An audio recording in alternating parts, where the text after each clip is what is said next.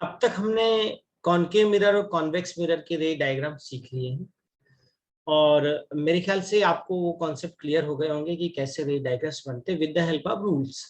Rules पता है तो रे डायग्राम आपको बन जाते हैं। इसके बाद नेक्स्ट आता है हमारे फार्मूले। फार्मूले बहुत आसान है, 2 फार्मूले हैं और उस पे बेस्ड न्यूमेरिकल्स। तो सिर्फ फार्मूले तो आसान है और न्यूमेरिकल बनाने के लिए आपको साइन कन्वेंशन पता होना चाहिए कि किस मिरर का फोकल नेगेटिव होता है, किसका पॉजिटिव होता है, और ऑब्जेक्ट की डिस्टेंस नेगेटिव होती है, पॉजिटिव, ऑब्जेक्ट और इमेज की डिस्टेंस पॉजिटिव होती है, नेगेटिव, इमेज की डिस्टेंस मिरर से नेगेटिव होते ही है कि पॉजिटिव होती है। तो ये सब चीजों में कंफ्यूजन होता है बच्चों को जनरली, बट अगर अच्छे से समझ लेते हैं, एक बार समझ लेते हैं तो फिर आपको कंफ्यूजन बिल्कुल नहीं होगा। एक बार मेरे साथ समझें और मैं आपको इतना भरोसा दिलाऊंगा कि बहुत ही सिंपल तरीके से बताऊंगा और आप जिंदगी भर इन चीजों को नहीं भूलेंगे। तो चलिए हम लोग स्टार्ट करते हैं। तो देखिए हमने एक कॉनकेव मिरर लिया है M एंड N। एक तरफ पॉलिश्ड है, दूसरी तरफ उसके रिफ्लेक्टिंग सरफेस है। अब AB is object, AB is an object और A dash and B dash इसकी इमेज बन रही है। हमने एक ऐसे रैंडम केस ले लिया। हम रे डायग्राम ही बहुत ज्यादा नहीं बनाना चाहते, हम चाहते हैं कि आप फार्मूला समझ पाए। तो ऑब्जेक्ट का डिस्टेंस मैं थोड़ी देर के लिए ले लेता हूं मिरर से U और इमेज का डिस्टेंस मैं ले लेता हूं V। हम एक काम और करते हैं कि हम इसका फोकल लेंथ भी ले लेते हैं, प्रिंसिपल फोकस भी ले लो मैं यहाँ। अब मिरर से या पोल से, तो देखिए मिरर से अगर कोई चीज बोलती भी है तो वो आप पोल से, इस पॉइंट से ही डिस्टेंस मेजर करते हैं। तो पोल से प्रिंसिपल फोकस का डिस्टेंस है वो कहलाता है स्मॉल f, और v भी हम मेजर कर रहे हैं तो बोल रहे हैं मिरर है मगर वो पोल से ही मेजर करते हैं। तो पोल एक तरह से देखा जाए तो आपका बिल्कुल 0 पॉइंट होता है। मैं भी आपको समझाता हूं। मैं समझने के लिए एक काम कर रहा हूं कि एक नंबर लाइन ड्रॉ कर रहा हूं। ये इसको मैं नाम दे रहा हूं 0।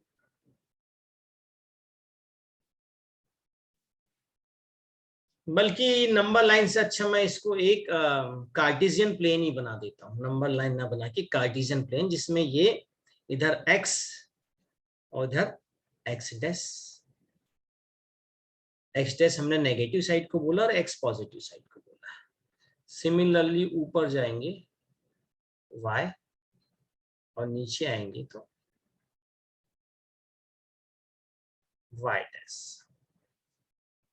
अब आप खुद ही बताएं, अगर एक्स वाई प्लेन में हम इस तरफ +1 इस तरफ +2, इट मीन्स अगर आप राइट साइड में जाएंगे कहां से, ओ से, तो ओ को तो मैं पी दे दे रहा हूं क्योंकि ये मिरर का पी है एक तरह से। ये पॉइंट कौन सा है आपका, ये वाला पॉइंट जो है, ये वाला पॉइंट है मिरर का पी, जिसको मैं ओरिजिन बोल रहा हूं, तो इसको ओ ही बोल रहा हूं मैं। बट ये है क्या, पी, पोल।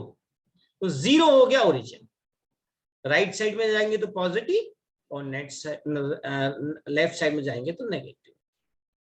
तो आप समझ गए होंगे कि अगर मैं एक्स वाई कोऑर्डिनेट की बात करूं तो लेफ्ट साइड में जाएंगे तो नेगेटिव वैल्यू होगी और राइट साइड में जाएंगे तो पॉजिटिव वैल्यू होगी। इट मींस अगर आप मिरर के लेफ्ट साइड में कोई भी ऑब्जेक्ट रखेंगे और डिस्टेंस मेजर करेंगे तो आपकी नेगेटिव वैल्यू आएगी, और राइट साइड में अगर आपकी इमेज या कुछ भी बनता है तो वो आप पॉजिटिव लोगे। इसमें मैं थोड़ी देर के लिए मान लेता हूं कि ए भी ऑब्जेक्ट है जिसका डिस्टेंस यू है। थोड़ी देर के लिए मान लेता हूं मिरर से ऑब्जेक्ट 10 सेंटीमीटर के डिस्टेंस पे रखा हुआ है, तो यू मेरा होगा 10 सेंटीमीटर। अब यहाँ पॉजिटिव होगा कि नेगेटिव, आप बताएं इसके सामने। क्योंकि ये लेफ्ट साइड में रखा है, तो आप देखिए एक्स वाई प्लेन में जब हम लेफ्ट साइड में जाएंगे तो नेगेटिव वैल्यू होगी, तो यू इज इक्वल टू हो गया -10। अब आपकी इमेज किधर बन रही है, वो भी लेफ्ट साइड में बन रही है। तो सपोज करो इसकी भी कुछ अगर वैल्यू होती, इसकी भी कोई वैल्यू होती, मान के चलें इसकी वैल्यू हो जाती x, तो x को मैं पॉजिटिव लिखता कि नेगेटिव, क्योंकि ये भी लेफ्ट में है इसलिए मैं इसको भी नेगेटिव। अब हमारे पास थर्ड है f, focal length. Focal length की वैल्यू थोड़ी देर के लिए मैं मान लू a है। a पॉजिटिव है कि नेगेटिव, क्योंकि ये लेफ्ट में इसलिए ये भी नेगेटिव। अब आप बोलेंगे इसमें तो सभी नेगेटिव है, तो इसका मतलब कॉन्केव में सभी नेगेटिव होता? नहीं। देखिए आपको बेसिक चीज बताता हूं कि यू तो आप हमेशा लेफ्ट में ही रखोगे, तो यू हमेशा आपका होगा नेगेटिव। और कॉन्केव मिरर का फोकस हमेशा लेफ्ट में होता है या in front of the polish surface होता है, तो हम उसको भी नेगेटिव देते हैं। तो आप कॉन्केव मिरर में हमेशा नेगेटिव, तो आप समझ गए U and F concave mirror के लिए क्या होते हैं, नेगेटिव। एंड V डिपेंड करता है, तो V नेगेटिव भी हो सकता है अगर आपकी image in front of the mirror बन रही है, और पांचों केस में नेगेटिव बनती है। सिर्फ एक केस में जो है ना, यहाँ पे इमेज बनती है आपकी, यहाँ आप ध्यान देंगे यहाँ बनती है एक केस में इमेज, एक केस में पॉजिटिव होता है। बहुत सिंपल होगा, U and F negative for concave mirror and V is negative for 5 case. एक केस के लिए पॉजिटिव होता है जब वर्चुअल इमेज बनती है, जब इस साइड पे इमेज बनेगी तो आपका V पॉजिटिव हो जाएगा। अब आपको एक कॉन्सेप्ट और मैं बताना चाहूंगा कि मान के चलें ये आपका एक मैंने छोटा सा कॉन्केव मिरर बनाया। कभी आप भूल जाते हैं इसका F पॉजिटिव होता है कि नेगेटिव, तो आप ध्यान दें कि इसकी पॉलिश सरफेस से मैं एक इमेजिनरी स्फीयर बना रहा हूं। नेचुरल है इसका C सेंटर ऑफ कर्वेचर यहाँ आएगा, और फोकल भी यहाँ आएगा क्योंकि उसके आधे डिस्टेंस पे होते हैं प्रिंसिपल फोकस। तो प्रिंसिपल फोकस किस तरफ आया, लेफ्ट साइड में आया, तो F कैसा हो गया, नेगेटिव हो गया। अब कॉन्वेक्स मिरर का केस देखूं मैं, कॉन्वेक्स के लिए आपको मैं बताता हूं। कॉन्वेक्स मिरर में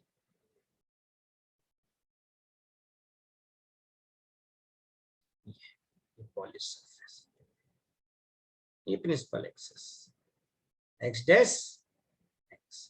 अब इसका स्फीयर कंप्लीट करिए, इसका सेंटर ऑफ कर्वेचर राइट में आया, फोकस भी राइट में आया। अगर मैं इस P पॉइंट को यहां लिख दूं ऐसे x x dash y y dash, तो आपका किस साइड में आया इसका फोकस, राइट साइड में। तो कॉन्वेक्स मिरर का F पॉजिटिव, U तो नेगेटिव होगा क्योंकि आप हमेशा ऑब्जेक्ट यहीं रखते हो। U तो सबके लिए नेगेटिव हो गया। अब हम छोटी सी समरी बना लें। कॉनकेव, एक मिनट मैं अच्छे से इधर बनाता हूँ समरी, थोड़ा बड़ा करके बनाता हूँ, बड़ी छोटी सी समरी बनेगी आपकी।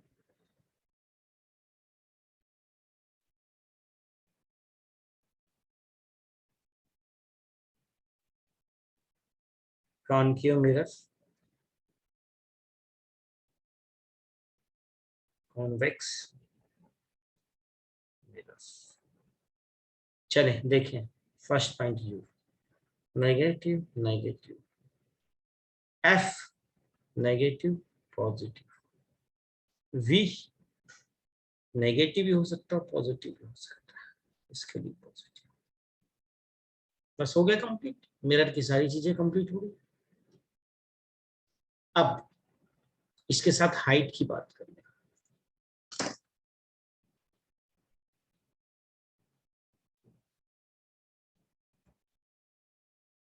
अब इसके साथ हाइट की बात कर लें। फिर से एक छोटा सा मैं कार्टेशियन प्लेन बना रहा हूं, x x dash y and y dash. Object कैसा रखा, ए बी, एरो का निशान कैसा ऊपर की तरफ है, यहां से मैंने बता दिया ए बी। अब भाई आप बताओ, y एक्सिस में ऊपर की तरफ जाओगे तो पॉजिटिव लोगे ना आप। तो अगर मेरा ऑब्जेक्ट, उसकी लेंथ या सॉरी उसकी हाइट 10 सेंटीमीटर है, तो ए बी को मैं बोलूंगा h1 और इसकी इमेज को बोलूंगा h2। अब इमेज किधर है, नीचे की तरफ उल्टी, तो ऊपर की तरफ जाएंगे तो h1 आपका होगा पॉजिटिव। सपोज करें h1 is equal to 10 centimetre, A B अगर 10 सेंटीमीटर है तो आप एक्स वाई कोऑर्डिनेट में ऊपर की तरफ जा रहे हो, एक्स एक्सिस से ऊपर की तरफ जा रहे हो, ऐसे ऊपर चलेगा, तो आप क्या लोगे यहाँ पे +10 सेंटीमीटर। थोड़ी देर के लिए मान लें हमारी हाइट ऑफ द इमेज, ये ए डैश बी डैश ये आ रही है 7 सेंटीमीटर, तो आप इसको क्या पॉजिटिव बोलोगे कि नेगेटिव बोलोगे? भाई उल्टी है, नीचे की तरफ है, तो एक्स एक्सिस पे डाउनवर्ड डायरेक्शन में क्या होगा, नेगेटिव तो होगा। वाई के नेगेटिव एक्सिस में जा रहे हो आप, इसलिए लिख दोगे माइनस। अब हमने क्या किया, एक चीज और ऐड कर दिया,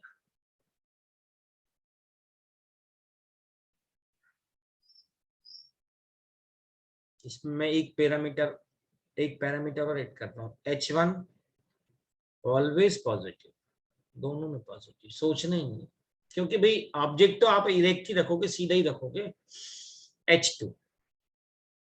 H2 में कॉन्केव में क्या होता है कि इन्वर्टेड भी इमेज बनती है 5 केस में और एक में वर्चुअल भी बनती है, तो मैं यहाँ पे लिखूंगा ये नेगेटिव भी हो सकता है और पॉजिटिव भी हो सकता है, जबकि कॉन्वेक्स मिरर में हमेशा इरेक्ट ही इमेज बनती है।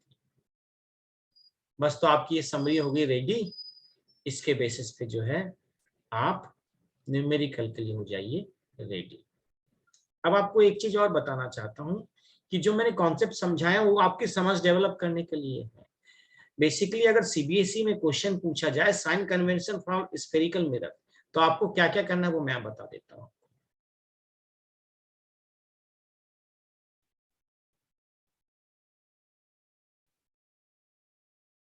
सीबीएसई में कभी कभी ये क्वेश्चन पूछता है साइन कन्वेंशन, तो आप बिल्कुल ध्यान से देखें इसको कि साइन कन्वेंशन में आपको एक डायग्राम बनाना है, मैं पहले ही बता चुका हूँ। तो आप इसमें क्या क्या चीज लिखेंगे वो भी मैं आपको समझा देता हूँ। तो सीबीएसई में जब इसका आंसर लिखेंगे तो आप लिखेंगे कि मान के चलिए कि ऑब्जेक्ट अगर ए बी यहाँ पे ये ऑब्जेक्ट है, तो डायरेक्शन ऑफ लाइट आपकी ये हो गई इंसिडेंट लाइट, और ये आपका क्या हो गया अपवर्ड हाइट और ये डाउनवर्ड हाइट। अब अगर आप डायरेक्शन ऑफ लाइट के तरफ ही आगे बढ़ रहे हैं, मतलब इस डायरेक्शन में आ रहे हैं, तो इस डायरेक्शन में आप पॉजिटिव लेंगे चीजों को, वो मैं अभी आपको समझाता हूं। आपने इसके कॉन्सेप्ट समझ चुके हैं, पर सीबीएसई में क्या क्या लाइन आंसर में लिखनी है वो मैं आपको बता रहा हूं। कंफ्यूज बिल्कुल मत होइएगा आप इन चीजों के लिए, तो मैं आपको बताता हूं। First, the object is always placed to the left of the mirror, कोई दिक्कत नहीं, लेफ्ट साइड में रखना, याद हो जाएगा आप लोगों को।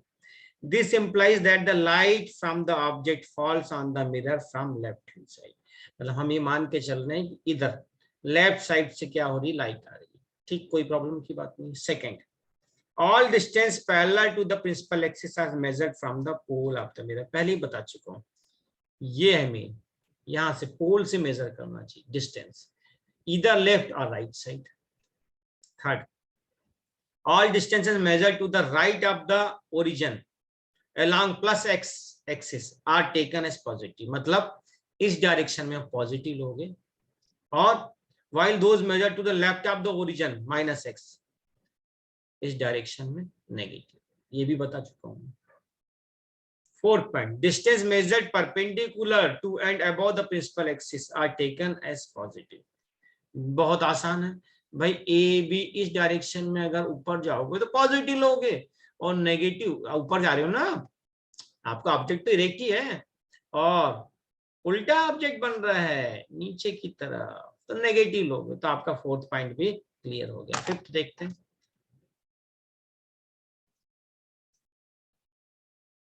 distances measured perpendicular and below the principal axis along y-axis are taken as negative। तो ये तो वही पॉइंट है जो हम बता चुके हैं। तो अब आपके इसमें साइन कन्वेंशन कंप्लीट हो गए हैं, और इसको अच्छे से तैयार कर लेंगे इन 5 पॉइंट को और उस ये ऊपर वाले डायग्राम को। तो सीबीएसई का आपका क्वेश्चन एक तैयार हो जाता है कि साइन कन्वेंशन क्या है मिरर के लिए, स्फेरिकल मिरर के लिए। अब आगे देखते हैं हम फार्मूला। देखो सबसे पहले आपका मिरर फार्मूला आता है,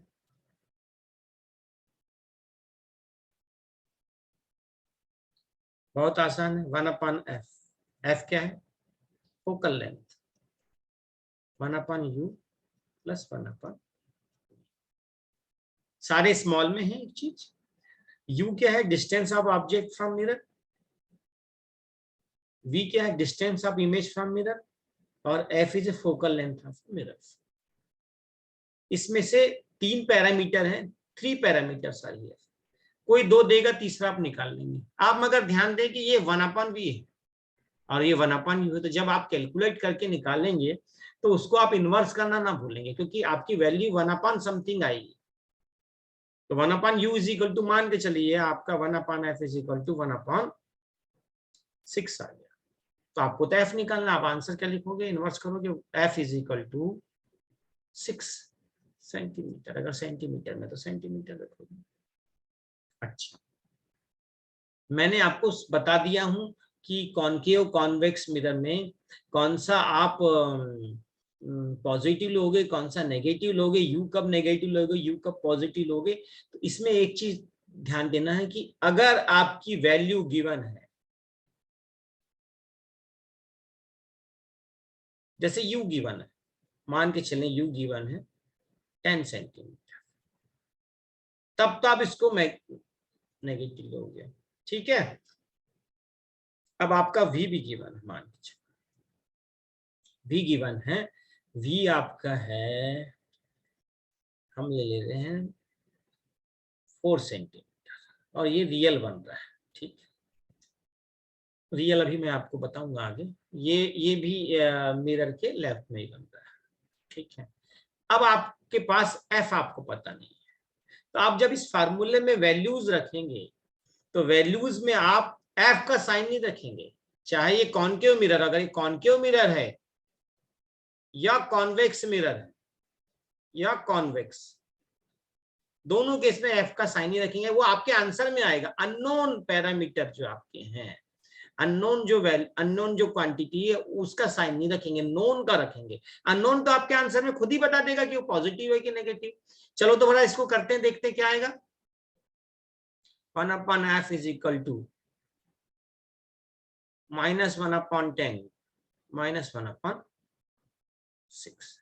एलसीएम आ गया इसका 30 और ये आ गया आपका -3 -5,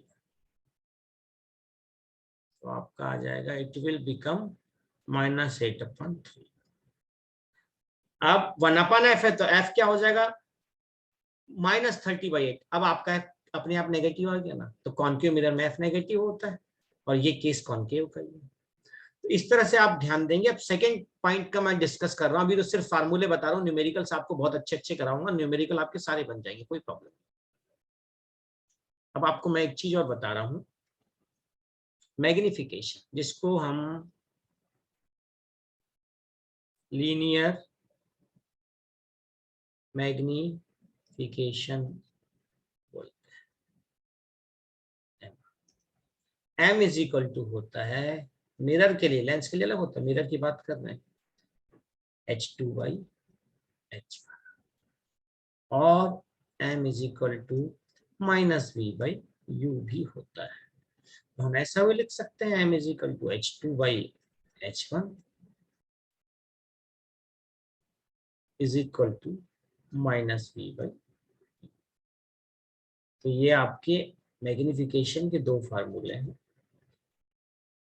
ध्यान रखें यहाँ नेगेटिव,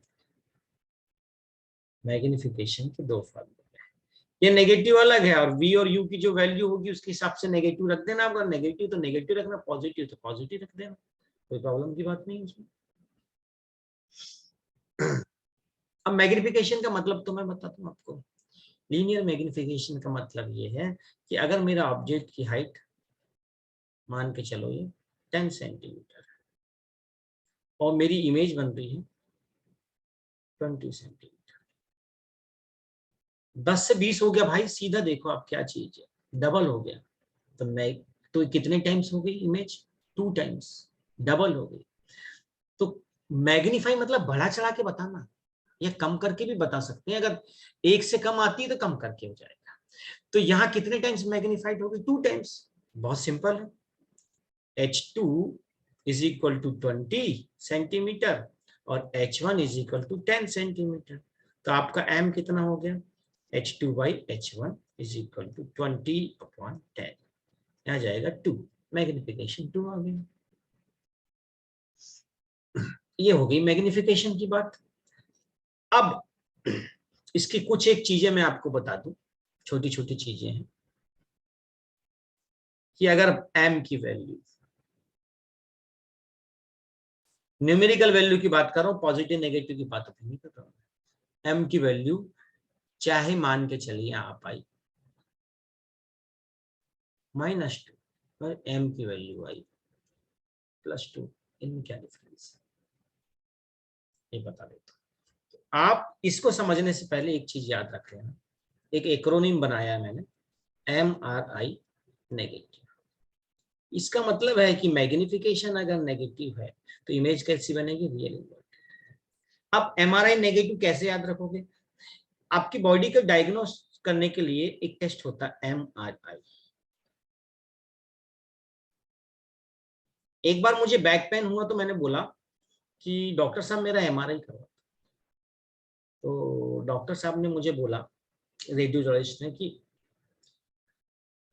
हर किसी के साइड इफेक्ट होते हैं, कुछ कुछ एक टेस्ट ऐसे होते हैं, सारों के तो नहीं, तो कुछ के साइड इफेक्ट होते हैं, तो MRI का कुछ साइड इफेक्ट भी होता है।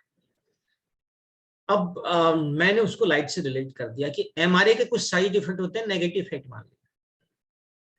हमारे काम की बात होगी, ये एक्चुअली कोई फार्मूला तो नहीं है पर एक्रोनिम है। मैग्निफिकेशन अगर नेगेटिव है तो इमेज कैसी बनेगी, रियल इन्वर्टेड। और उसका उल्टा, अगर इमेज रियल इन्वर्टेड है तो मैग्निफिकेशन कैसा हो, नेगेटिव होगा। तो यहाँ ये दो केस में आप समझ जाएंगे कि फर्स्ट केस में m नेगेटिव हो तो इमेज कैसी बनेगी, रियल एंड इन्वर्टेड। और उसका उल्टा, उल्टा तो याद ही मत रखो, अपने आप याद आ जाएगा कि भाई m अगर पॉजिटिव तो इमेज कैसी बनेगी, वर्चुअल एंड इरेक्ट। वर्चुअल का मतलब होता है मिरर के पीछे बनेगी इमेज, और इरेक्ट मतलब सीधी बनेगी। ध्यान दो, ये दो वर्ड को आप समझ लो। वर्चुअल, वर्चुअल मतलब कि ऐसी इमेज जो रियल नहीं होती। तो अगर मेरा मिरर ये है और इमेज इस तरफ बन रही है, या कॉन्वेक्स में ओबी बैक साइड ऑफ द इधर बन रही है, ये इमेज बन रही है, ए डैश बी डैश, इधर इमेज ये बन रही है, ए डैश बी डैश। तो मिरर के पीछे वर्चुअल इमेज बनती है। और इरेक्ट का मतलब सीधी, इरेक्ट का मतलब देखो आप, ये भी सीधी है और ये भी सीधी है। अब उल्टी इमेज बनेगी तो इन्वर्टेड बोलते हैं। तो रियल बनती है हमेशा मिरर के सामने, और इन्वर्टेड का मतलब है उल्टी बनना। जैसे कि ये आपका एक मिरर है और ये अगर इमेज बन रही है, ए डैश बी डैश, से कैसी बन रही, उल्टी, तो इन्वर्टेड बनते हैं। अच्छा, अब तो ये हो गई, आप पॉजिटिव नेगेटिव तो आप समझ जाओगे कि भाई अब याद करने की क्या जरूरत है, एमआरआई नेगेटिव करो, अपना तैयार हो गया कि एम कब नेगेटिव होगा कब पॉजिटिव होगा, आप बता सकते हैं। सेकेंड बात मैं आपको बताता हूं, एम की वैल्यू इस केस में -2 है, पर आपको अभी 2 मिनट के लिए मैं ये बता रहा हूं, इसका मैग्नीट्यूड कितना है तो बोलोगे 2 ही है। नेगेटिव है कोई बात नहीं, मैग्नीट्यूड तो 2 है ना, 2 नेगेटिव, 2 नेगेटिव तो सिर्फ ये बताता है कि रियल बन रही इमेज या और पॉजिटिव बताता है वर्चुअल इनडायरेक्ट बन रही है। और इसका मैग्नीट्यूड तो ये बताता है भाई डबल बन रही है, एम अगर 2 है तो डबल बनेगी इमेज। तो अगर इमेज आपकी एनलार्ज बनती है, 3 केस होते हैं, मैं आपको बता देता हूं।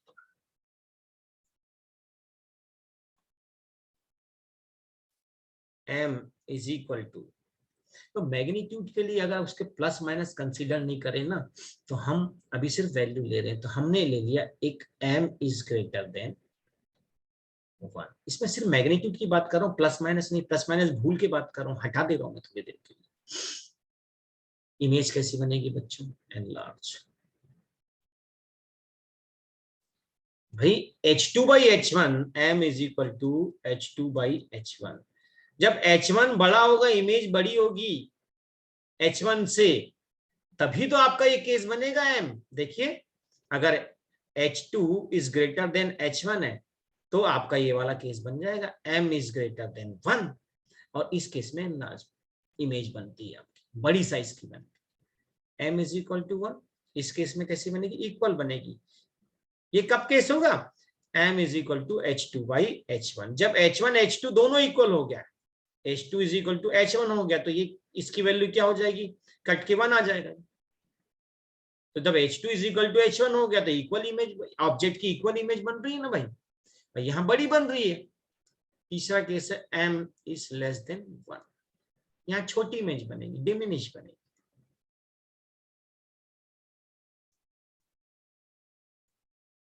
स्मॉल भी हो, डिमिनिश ठीक है, डिमिनिश इमेज बन रही है। इस केस में क्या होगा, फार्मूला तो यही है, h2 is less than h1, छोटा होगा ना। जब इमेज की हाइट छोटी होगी, ये न्यूमरेटर छोटा होगा डिनोमिनेटर से, तभी तो इसकी वैल्यू 1 से कम आएगी। तो ये कुछ बेसिक चीजें मैं आपको समझा दी। अब नेक्स्ट वीडियो में हम लोग न्यूमेरिकल्स करेंगे और देखेंगे, इसको अप्लाई करने के बाद बहुत आसान आपके न्यूमेरिकल्स हो जाएंगे। Thank you.